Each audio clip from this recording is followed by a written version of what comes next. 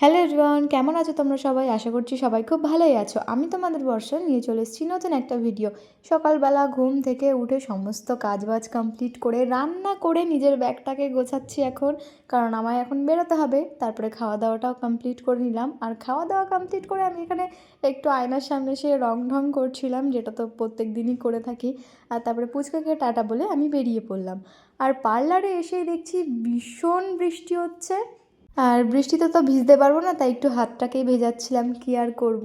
আর তোমাদের ওখানেও কি বৃষ্টি হচ্ছে? তাহলে আমাকে কমেন্ট করে কিন্তু অবশ্যই জানিও। আর কারা কারা বৃষ্টির জলে হাত ভেজাতে ভালোবাসো সেটাও কিন্তু জানাতে ভুলো না। তারপরে বিথিকাদিকে বললাম আমার আইব্রোটা একটু করে দিতে, তো আইব্রোটা করে দিচ্ছিল, আর তারপরে আমি পুরোটা একটু দেখছিলাম।